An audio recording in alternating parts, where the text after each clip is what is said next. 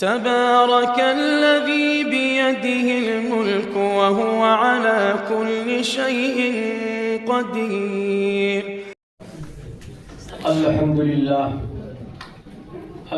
لله رب العالمين والصلاة والسلام على رسوله الكريم أما بعد প্রশংসা কেবলমাত্র আল্লাহ সুবহানাহু ওয়া তাআলার জন্য অতঃপর দরুদ ও সালাম বর্ষিত হোক আমাদের সকলের অভিভাবক নবী করিম সাল্লাল্লাহু আলাইহি ওয়াসাল্লামের উপর।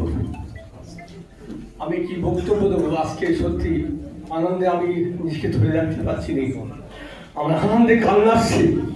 আমি এই 5 জুলাই 2017 সালে লাইব্রেরি প্রতিষ্ঠা করেছি, কিন্তু আমার সাহসে এই 5 জুলাই বুকের একটা হকের উপরে একটা আমি অনুষ্ঠান করি। আমি সাইডি ইন্ডিয়ান বিল্ডার্সে দুবার করেছি, হাবড়া চন্দা প্যালেসে করেছি, কিন্তু আজকে আমার আনন্দের ধারা আমি ধরে রাখতে পারছি না যে আমার 5 জুলাই বেশিরভাগ লোককে নিয়ে আমি অনুষ্ঠান করতে পেরেছি।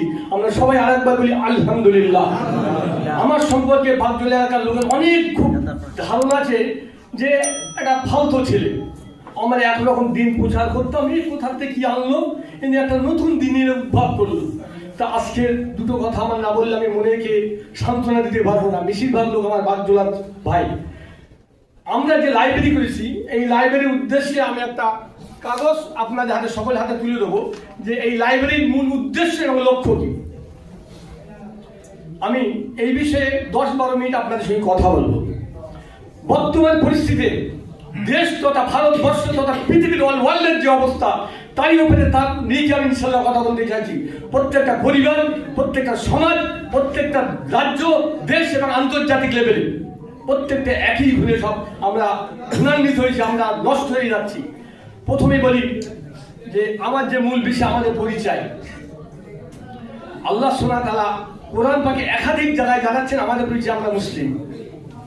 41 নম্বর সূরা 33 নম্বর আয়াতে আল্লাহ সুবহানাহু ওয়া তাআলা বলছেন, ওই ব্যক্তির কথা সবথেকে উত্তম, ওই ব্যক্তির কথা সবথেকে ভালো যে মানুষকে আল্লাহর দিকে ডাকে, কোনো দলের দিকে ডাকে না। আজকে আমি কোনো ব্যানারের তলায় নেই ভাই। আমাকে অনেকে প্রথমে বলেছে ও জামাত ইসলাম, ও শিয়া হয়ে গেছে। আমি অনেক শিয়াতে প্রোগ্রামে গেছি, আমাকে তারপরে বলছে হায়দারিস হয়ে গেছে, অনেক কথা বলেছে। কিন্তু ভাই আমার মূল উদ্দেশ্য, আমি কোরআন থেকে কথা বলতে চাই।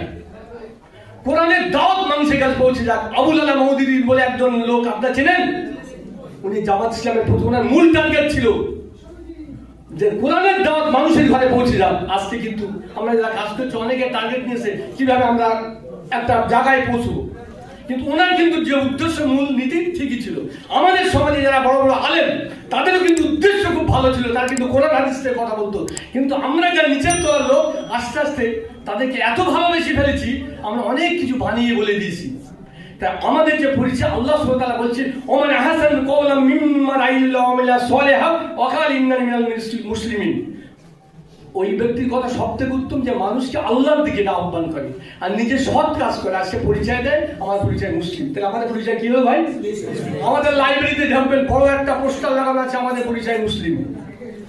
আল্লাহ বলছে ইন্নাদ দীনা ইনদাল্লাহিল ইসলাম, সূরা ইমরান 19 নম্বর আয়াত। আমার কাছে নিশ্চয়ই একমাত্র দিন ইসলাম, একমাত্র মাযহাব, একমাত্র দিন ইসলাম, চলার পথ ইসলাম। ইমরানের 85 নম্বর আয়াতে আপনি দেখবেন আল্লাহ বলছে যে ব্যক্তি ইসলাম মাযহাব থেকে অন্য কোনো মাযহাব তালাশ করে আমার দরবারে সে গ্রহণ করা হবে না, আখিরাতে সে ক্ষতিগ্রস্ত হবে, ধ্বংসপ্রাপ্ত হবে। আল্লাহ বলছে আপনি কোথায় যাচ্ছেন? আল্লাহর দল, আল্লাহর দিন নিয়ে প্রতি সন্তুষ্ট হতে পারিনি আমরা। আমরা সবাইকে ভালোবাসবো, এই আমাদের মূল পরিচয়। তারপরে আমরা আসবো ঐক্য।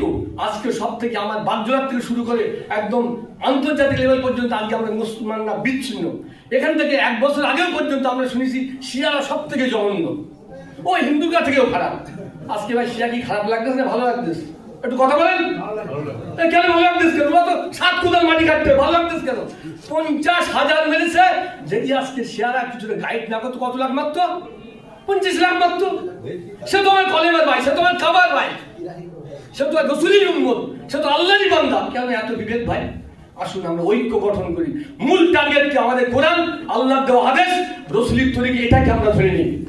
তাই প্যালেস্টাইনের মতো মুসলমানদের যেভাবে নির্যাতিত হচ্ছে আজকে, এরপরে আপনার পশ্চিমবঙ্গে এর কথা আপনি কি করে ভাবলেন? আমাদেরকে ঐক্য হতে হবে। সমস্ত দল মত ভুলে আপনি আল্লাহ ছায়াতলে আসেন, কোরআনের ছায়াতলে, আল্লাহ রাসূলের তরিকায় আসেন। যে যা করছেন আমি বলছি না আপনি ওখান থেকে বেরিয়ে আসেন, আপনি ওখানেই থাকেন। আপনি কোরআনটা তালাশ করেন, কোরআনের মধ্যে আপনি তালাশ করেন, আল্লাহ রাসূল সেই হাদিস খোঁজেন, এখানেই পেয়ে যাবেন। কিছু কিছু বিষয়ে মতপার্থক্য আছে, আমরা ওটা নিয়ে ভাববো না। আমাদের যে একাধিক বিষয় ঐক্যবাদ, প্রত্যেক যারা আমরা মুসলমান, নামাজ থেকে সব তো আছে, এ তো ঐক্যমত। রোজা রাখার 1.5 মাস আছে, সব তো ঐক্যমত। ভুল ফরজ বিষয় সব ঐক্যমত। কেন এত বাহাদুরি কিসে? কিসে এত অহংকারে আমার দল নিয়ে? আমার দল নিয়ে ভাই কত খারাপই। আল্লাহ রসুল বলছেন পৃথিবীর 17 জন বড় বড় আলেম পৃথিবী এ পর্যন্ত তারা একমত হয়েছে যে কোনো একটা দলের ছায়া তলে গেলে আপনি দলকে অন্যের অজান্তে ভালোবাসে ফেলছেন। আর একটা দলকে বলছে এই ওখানে যাবে না, ও আমাদের দলের লোক না, এই ওখানে যাস না, ও আমাদের দল না। কি ব্যাপার? সেটা একটা বড় আলেমের শান্ত যে আমি তার বক্তব্য শুনতে পারবো না, আমার ধরে। এবার কি হচ্ছে, মনের মধ্যে আমার অজান্তে তার প্রতি আমি হিংসা বিদ্বেষ সৃষ্টি করছি। আর হিংসা কি করবে? আমল ধ্বংস করে দেবে। তাই আসুন আমরা ঐক্যমত তৈরি করি, আমরা মনের নিজের থেকে বানিয়ে না কথা বলে আল্লাহ ওহির কথা বলি, আমাদের ঐক্য তৈরি করতে হবে। আর লাস্ট যে কথা বলবো, আমাদের লাইব্রেরি যেটা সব থেকে বেশি গুরুত্ব দিচ্ছে, আজকে মুসলমানরা সব থেকে বেশি মার খাচ্ছে। আমার এই গবেষণার ফল আমি যেটা রেখেছি, আমরা কোরআন না বোঝার কারণে, কোরআন না জানার কারণে, কোরআন না পড়ার কারণে আজকে বলে আমরা এখানে যারা আছি, কিছু মনে করবেন না ভাই, সবাই ইনশাল্লাহ 5 সপ্তাহ যা কেউ 4 সপ্তাহ 3 সপ্তাহ সবাই পড়েছি, 2-1 হয়তো বাদে ম্যাক্সিমাম পড়েছি। আজকে এখানে আমরা যদি বলি হাত তোলেন কতজন কোরআন পড়েছি, ভাই 10টা হয়তো আমার উঠবে না, আপনার উঠবে না, আমিও পড়ি। দুনিয়ার কাজে অত ব্যস্ত, অথচ আল্লাহ সুবহানাহু ওয়া তাআলা বলছে এই দুনিয়া তোমার, সূরা মুলকের 2 নম্বর আয়াত আল্লাহ বলছে তোমার পরীক্ষা, তোমার হায়াত মওত সৃষ্টি করেছি, তুমি কত ভালো আমল করতে পারো। সূরা জারিয়া 56 নম্বর আয়াত আল্লাহ বলছে জিনকে সৃষ্টি করেছি আমার ইবাদত করে কেবলমাত্র, এই উদ্দেশ্যে। কিন্তু আমাদের মূল উদ্দেশ্য লক্ষ্য বিচ্যুত হয়ে গেছে। তাই আসুন আমরা আমাদের কোরআনের আইডিয়াল ওয়েলফেয়ার ট্রাস্টের যে মূলনীতি, আমরা কোরআন শিক্ষার কথা মানুষকে বলছি। আমার বাগদোলার যারা ভাই এখানে আছেন, একটা লোক হাত তুলে বলেন যে মোস্ত ভাই কোরআনের দাওয়াত আমার কাছে পৌঁছয়নি, কোরআন শেখার কথা একজন হাত তোলেন। আমি তার কাছে আজকে আমার ইমানদারির জন্য আমি মাপ চাবো তার কাছে। একটা লোক যারা বাগদোলা এখানে আছেন, একটা লোক বলেন যে মোস্ত ভাই আমার কাছে কোরআনের দাওয়াত দেয়নি, যে ভাই লাইব্রেরিতে চলো কোরআন পড়ো শেখো। আরো আপনাদের উদ্দেশ্যে বলছি, ইনশাল্লাহ আমরা ওখানে বেশ কিছু মানুষ কোরআন শিখেছি বয়স্কদের জন্য। তাই কোরআন আজকে আমরা মুসলমান বিখ্যাত না, নবীর উম্মত বিখ্যাত, যিশির মজিদা সব কোরআনের মজিদা, রমজান মাস বিখ্যাত সব কোরআনের মজিদা, রসুল বিখ্যাত কোরআনের মজিদা। এই কোরআন বিশাল মজিদা, আলা কিতাব, এক আজব কিতাব। হায় আফসোস সেই কোরআন বিমুখ, সেই কোরআন বিমুখ এই জাত কি করে উন্নতি হবে? আল্লাহ বললেন বড় বড় ফরজ আমরা কত শুনবো দেখবো। ভাই আমরা অশ্লীলকে না করি, আপনি ফেসবুকে থাকেন, ইউটিউবে থাকেন, আমরা পজিটিভ কথা বলি, গঠনমূলক কথা বলি, আমরা ভালো উপস্থাপন করি। আপনি পজিটিভ থাকেন, আপনি ভালো থাকবেন। আমি লাস্টে একটা কোরআন শিক্ষার ব্যাপারে বহুত কথা আছে ভাই, এইটুকু শুধু বলছি, আপনি আমাদের লাইব্রেরিতে আসেন, আমরা ভাই 5 লক্ষ টাকার বই কিনেছি, কিন্তু আফসোস এই যে জিনিসটা এসছে আমাদের জীবনকে অনেক কিছু কেড়ে নিয়েছে। আজকে এটাকে ভালো কাজে লাগাই আমরা। আমাদের বই ভাই কিছু লোক পড়তো, আজকে পড়ার লোক পাচ্ছি না। আপনার বই কিনতে হবে, আমাদের লাইব্রেরিতে প্রচুর সমস্ত কোরআনের তাফসীর, সমস্ত হাদিস ইনশাআল্লাহ মজুদ আছে। আপনি আসেন, আপনাদের পড়ার জন্য আমরা সহযোগিতা করব। আর যে কথা লাস্ট একটা কথা আমি বলতে চাই, বুখারী শরীফ 7412 নম্বর হাদিস, আল্লাহ রাসূল বলছে, ওরা সাহাবীদের নিয়ে বসে বলছে আমি তোমাদের দুটো নিয়ামতের কথা বলবো, যে নিয়ামত সম্পর্কে আমার উম্মত বেশিরভাগ মানুষ গাফেল, তারা বেশিরভাগ মানুষ গাফেল হয়ে গেছে। এবার এই দুটো নিয়ামত দিয়ে তারা মানে গঠনমূলক বা তারা যদি কামিয়াবির জন্য তারা যদি আমল করে, তারা এহকালে কল্যাণ পাবে, পরকালে কল্যাণ পাবে। প্রথম নম্বর আল্লাহ রাসূল বলছে যে পৃথিবীতে সুস্থ আছে সে দুনিয়ার অর্ধেকের বেশি মজা পাচ্ছে।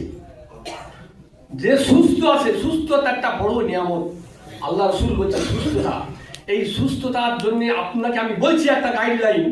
প্রথমত আল্লাহ বলছে লাইন শাকারতুম লাযিদান্নাকুম, সূরা ইব্রাহিম 14 নম্বর সূরা 7 নম্বর আয়াত। আল্লাহ বলছে তুমি আমার নিয়ামত শুকর গুজার করো, আমি তোমার নিয়ামতকে বাড়িয়ে দেবো। আর আল্লাহ রাসূলের সুন্নাত আপনি পালন করেন, 8টার মতো না ঘুমিয়ে ভোরবেলা ওঠেন, উঠে নামাজ পড়ে একটু 10 মিনিট কোরআন তেলাওয়াত করেন। সূরা বানিসা 78 নম্বর আয়াত আল্লাহ এখানে বলছেন ভোরবেলা কোরআন তেলাওয়াত করো, আল্লাহ ফেরেশতারা সাক্ষী দেবে। ভোরবেলা কোরআন তেলাওয়াত করো, একটু আপনি ফিজিক্যাল এক্সারসাইজ করলেন, সুস্থতা দেবে আল্লাহ। আল্লাহ রাসূলের তরিকায় আপনি চলেন, আপনি 100% সুস্থ থাকবেন ইনশাল্লাহ। আজকে আমরা পরিমিত খাবার নেই, আমরা অধিক খাচ্ছি। আল্লাহ রসুল কি এই পর্যন্ত খেতে বলেছেন? কত ভাগে রাখবো ভাই? 3 ভাগে। আমরা খাইছি তো, কি বলো? আমরা রসুলকে মানি, কিরাম মানি? মানে যারা আমাকে শিখ তারা কিভাবে মানতে থাকে বলা করতেই বলেছে। মন্ত্রী এসে দাড়ি পাগড়ি, মন্ত্রী এসে খেলা হচ্ছে পাগড়ি, আর আমরা বলছি রসুলি মানি না, দাড়িটা রাখতে পারবো না। আমরা রসুলি মানি, রসুলি অনুসরণ করতে পারবো না। জিলিপি খেলে বছর একদিন, এটাকে রসুলকে অনুসরণ করা হলো না। তাই আমাকে আল্লাহ রসুল বলছে, তোমরা যদি সুস্থতা থাকতে চাও আল্লাহর নিয়ামতের শুকর গুজার করো আর রসুলের তরিকায় চলো, সুস্থ থাকবে। প্রথম নিয়ামত। 2 নম্বর হচ্ছে আল্লাহ রসুল বলছে 2 নম্বর নিয়ামত হচ্ছে তোমাদের অবকাশ, সময়। পৃথিবীর সব থেকে দামি সম্পদ হচ্ছে, আমি মনে করি এখন সময়। টাইম ইজ লাইফ, সময়টাই জীবন মানুষের। আজকে আপনি এখান থেকে নিয়ত করে নেন যে আমি বাকি জীবন আমি আজকে আসি। আমরা ভাই যদি এখন আল্লাহ সুবহানাহু ওয়া তাআলা একটা কথা বলেছে, আল্লাহ রসুল বা কেউ যে দেশে বলে তোমার জীবনে এই শেষ 2 রাকাত নামাজ পড়ো ভাই, এবার তোমার মৃত্যু দেওয়া হবে, ভাই নামাজটা কেন পড়বো? আমি যে পরে ওয়াক্তে নামাজ পড়তে যাবো, কেউ গ্যারান্টি আছে? তাহলে আমার তো মনে করতে হবে এটাই আমার শেষ নামাজ। তাহলে এখানে আল্লাহ রসুল বলছে যে তোমার যে সময়, এই সময়কে মূল্যায়ন করো। আমি নিয়ত করবো এখন থেকে যে আগে বক্তা বলছিল কুনতুম খায়রা উম্মতি, সূরা ইমরান 110 নম্বর আয়াত, তোমরা ভালো কাজের আদেশ দাও। এবং যখনই আমি আদেশ দেবো আমার দিকে কাজ করতে হবে। তাই আসুন আপনি আমাদের লাইব্রেরির সঙ্গে যুক্ত হন, ইনশাল্লাহ আমরা ভালো কাজের সঙ্গে যুক্ত হই। আমরা নেগেটিভকে, নোংরাকে, অশ্লীলকে না করি, পজিটিভ কথা বলি, মানুষকে ভালোবাসি। আল্লাহ হুজরাতে 10 নম্বর আয়াতে বলছে সমস্ত মুসলিম এক, সমস্ত মুসলিম আমরা ভাই ভাই, এখানে ভাগের কোনো জায়গা নেই। তাই আসুন আমরা নিজেদের মধ্যে দ্বন্দ্ব আন না ভাই, তাহলে মারির বলো শেষ নেই। সামান্য ভুলভাল মশলা আমরা পরিবারে মশলা নিয়ে মতভেদ আছে।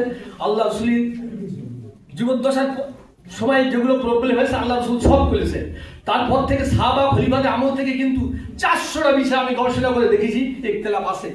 ভাই যে হাত তুলেছে জোর করে নামান না, যে নিচে রয়েছে জোর করে তোলার দরকার নেই। তার যখন বসবেন আমল করবে আলহামদুলিল্লাহ। আমি যে আসতে বলছেন তাকে বলতে না, যে একটু সাউন্ডে বলছেন তাকেও বলতে না, দুটোই। আমি 400 বিষয় ইখতিলাফ বিষয় দেখেছি যেগুলো দুটোর উপরেই আমল করা যায়। এলি আমাদের বাড়াবাড়ি করার দরকার নেই। হয়তো একটা হাদিস দুর্বল, একটা শক্ত, একটা জয়ীফ, একটা হাসান, এগুলো আছে। আমাদের 4 ইমাম কিন্তু এই কথা বলেছে। তাই আসুন, সময় বেশি নিয়ে ফেললাম, এর জন্য দুঃখিত। ভাই বোনের আনন্দে আজকে ধরে রাখতে পারছি না।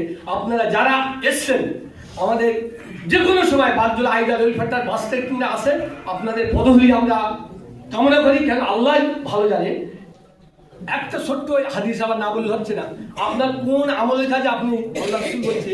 কিছু কিছু বান্দা হাসরে ময়দানে গিয়ে থাকবে পাহাড় সমান আমল, বলে কিভাবে এত আমল তো আমি করিনি।